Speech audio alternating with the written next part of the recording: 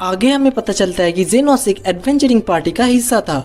उनका लीडर उसे एक गोल्ड कॉइन देकर कहता है, तुम जिंदगी में इतने पैसे कभी नहीं देखे होंगे, तो इसे मेरी दरिया दिली समझो, क्योंकि तुम पार्टी में कुछ तो करते नहीं हो, तो आज से मैं तुम्हें निकाल रहा हूँ। जिसके बाद वो सभी लोग उसके ऊपर हंसने लगते हैं, पर जेनोस उसे याद दिलाता है कि उसी ने उसे पार्टी में ज्वाइन करने के लिए इनवाइट किया था। जो चीज बेकार हो जाती है उसे फेंकने से क्या डरना, अगर तुम मर भी जाते हो तो मुझे उससे कोई फर्क नहीं पड़ता। अब हम नोबल्स और रॉयलिटी के सामने परफॉर्म करने वाले हैं, हम तुम्हें वहाँ पर नहीं लेके जा सकते और तुम किसी को भी नहीं बताओगे कि तुम गोल्डन फिनिक्स का हिस्सा थे। वहीं जेनोस बिना उनसे कुछ कहे वहाँ से चला जाता है। इसके बाद हम एक आदमी को देखते हैं जो कि लिली को किडनैप करने की कोशिश कर रहा था, तो लिली उसे लात मार के वहाँ से भागने लगती है, लेकिन वो बंदा एक तीर उसके पैर में मार देता है, जिसके वजह से वो नीचे गिर जाती है। इसके बाद वो उसे पकड़ने की कोशिश करने लगता है, लेकिन लिली उसके हाथ में काट लेती है, जिसकी वजह से वो गुस्से में लिली को चाकू मार देता है। इन सब चीजों के दौरान वहाँ पर जेनोस आ जाता है और उनसे पूछता है कि ये चल क्या रहा है, और वो उसे कहता है कि इससे उसका कोई लेना देना नहीं है, क्योंकि वो लिली को ओन करती है। तो जेनोस उसे एक गोल्ड कॉइन देकर लिली को खरीद लेता है। वही लिली को लग रहा था कि वो मरने वाली है, लेकिन जेनोस उसे बचा लेता है, जो देखकर वो हैरान थी। ये देखकर लिली को लगता है कि जेनोस जरूर कोई फेमस हीलर होगा। Famous healer? मेरे पास तो लाइसेंस भी नहीं है। वही लिली को बुरा लग रहा था, क्योंकि जेनोस ने उसे बचाने के लिए पैसे खर्च कर दिए थे। तुम उसकी फिक्र मत करो, तुम्हारा घर कहाँ है? पर लिली उसे बताती है कि उसका कोई घर नहीं है। तो जेनोस उसके लिए नए कपड़े खरीदकर उसे खाना खिलाता है, पर लिली उससे पूछती है कि वो क्यों नहीं खा रहा। मुझे भूख नहीं है। लेकिन सच्चाई ये थी कि उसके पास इससे ज्यादा पैसे हैं ही नहीं। तभी वहाँ पर एक बंदा आता है जो कि घायल था। जेनोस उसके पास जाकर उसके जख्म को हील कर देता है, जिसके बदले वो उसे 4 गोल्ड कॉइन्स देता है। ये देखकर जेनोस को आइडिया आता है कि उसे भी अपना एक क्लिनिक खोल लेना चाहिए, और लिली इसमें उसकी मदद करना चाहती है। लेकिन बिना लाइसेंस के क्लिनिक खोलना इलीगल है, और वो इसमें लिली को शामिल नहीं करना चाहता।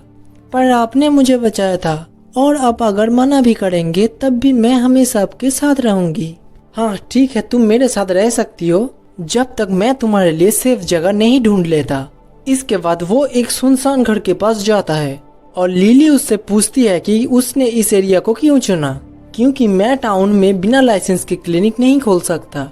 लेकिन लिली घर के अंदर जाने से बहुत ही डरी हुई थी, क्योंकि उसने सुना है कि ऐसी जगह में ऐसे खतरनाक भूत होते हैं जो कि सिर्फ एक टच से ह्यूमंस को खत्म कर सकता है। और जेनोस उसे कहता है कि वो फिक्र न करे, और वो अंदर जाता है, और लिली अपनी होली लाइट मैजिक का यूज करके वहाँ पर उजाला कर देती है। और ये जेनोस के लिए भी सरप्राइज था, क्योंकि उसे नहीं पता था कि लिली मैजिक का यूज कर सकती है। इसके बाद जेनोस बिल्डिंग की कंडीशंस को चेक करता है, और उसे पता लगता है कि ये बिल्डिंग काफी स्ट्रॉन्ग है।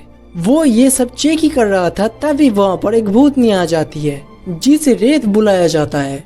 कर्मीला को देखकर लिली डर से जेनोस से चिपक जाती है।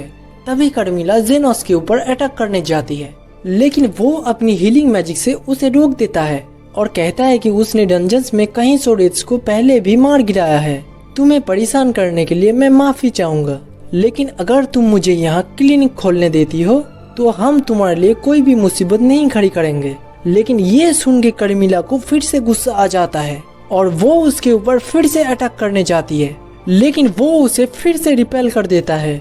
उसे यकीन नहीं होता कि जेनोस इतना ज्यादा पावरफुल है, और वो अपने मिनियंस को मदद करने के लिए समन करती है, लेकिन जेनोस एक झटके में सभी मिनियंस को खत्म कर देता है। तुम आखिर है कौन? तुम इतने ज्यादा पावरफुल कैसे हो?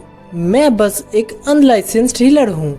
मुझे क्लिनिक खोलने के लिए एक रूम चाहिए और एक बेडरूम चाहिए। तो कर्मीला उसे कहता है कि वो नीचे के फ्लोर को ले सकता है। इसके बाद वो दोनों साथ मिलकर इस जगह को साफ सफाई कर देता है, और लिली उससे पूछती है कि यह पब्लिसिटी के लिए उसे उसकी मदद चाहिए। नहीं, अगर हम अपने क्लिनिक को एडवर्टाइज करते हैं तो रॉयल मेडिकल इंस्टीट्यूट को इसके बारे में पता लग जाएगा। लेकिन तभी वहाँ पर सॉन्ड आ जाता है। वो ही जेनोस उसका इंतजार कर रहा था, क्योंकि नॉर्मल लोगों को मैजिक गन से इंजरी नहीं होती, और यही वजह से वो नॉर्मल क्लिनिक्स में नहीं गया। सॉन्ड उसके पास अपनी बहन को लेकर आया था, जिसके हाथ पर जख्म है। जिसे देखकर जेनोस को पता लग जाता है कि उसके ऊपर मैजिक गन से अटैक हुआ है जिसमें पॉइजन इफेक्ट्स भी है। सोफिया उससे पूछती है कि क्या वो उसे हील कर सकता है। हमारा बेस्ट ऑप्शन यही है कि हम तुम्हारे हाथ को काट दे क्योंकि वो पॉइजन चारों तरफ फैलने लगा है और इसका चार्ज 1 मिलियन गोल्ड कॉइन्स है।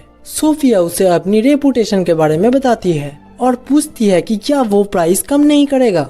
हमें पता चलता है कि स्लम्स में 3 बड़े ग्रुप्स हैं और सोफिया लेजर्ड पीपल्स को लीड करती है और मर्चेंट से चुराकर उनके बीच में सामान बांटती है। लेकिन 1 मिलियन गोल्ड कॉइन सिर्फ हाथ काटने के लिए उन्हें बहुत ही ज्यादा लगता है। मैंने कब कहा मैं तुम्हारा सिर्फ हाथ काटूंगा, मैं उसे रिजेनरेट भी करूंगा जो कि बहुत ही कॉम्प्लिकेटेड प्रोसेस है।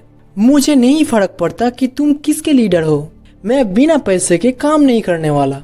वो ही रिजेनरेशन का नाम सुनकर वो लोग हैरान थे क्योंकि उन्होंने कभी भी ऐसे हीलर के बारे में नहीं सुना था। जो सुन के जेनोस भी हैरान था क्योंकि उसे नहीं पता था कि बाकी के हीलर्स ऐसा नहीं कर सकते। इसके बाद सोफिया प्रोसीजर के लिए मान जाती है और जेनोस अपनी मैजिक से एक्सकेल्बल बनाता है और उसके हाथ को काटने के बाद अपने रिजेनरेशन स्पेल को कास्ट करता है जिससे उसका हाथ रिजेनरेट हो जाती है। वो ही सोफिया उसकी स्किल को देखकर हैरान थी। तभी सॉन्ड की नजर कर्मीला पे जाती है जो कि छत से उल्टी लटक रही थी। जेनोस कहता है कि तुम उसके फिक्र मत करो, वो तुम्हें कुछ नहीं करेगी। इसके बाद लिली चाय बनाती है और जेनोस उससे पूछता है कि उसने 3 कप क्यों बनाई और हम देखते हैं कि उनके साथ कर्मीला भी चाय पी रही है। लिली कहती है कि उनका क्लिनिक बहुत ही अच्छा चल रहा है क्योंकि बहुत सारे लेजर्ड पीपल उनके पास आते रहते हैं। वो जेनोस से पूछती है कि वो इतना घायल कैसे होते रहते हैं। स्लम्स में 3 मेन ग्रुप्स हैं जो कि हमेशा एक दूसरे से लड़ते रहते हैं। तभी अचानक से वहाँ पर लिंगा आ जाती है और बताती है कि वो उल्फ पीपल के लीडर है।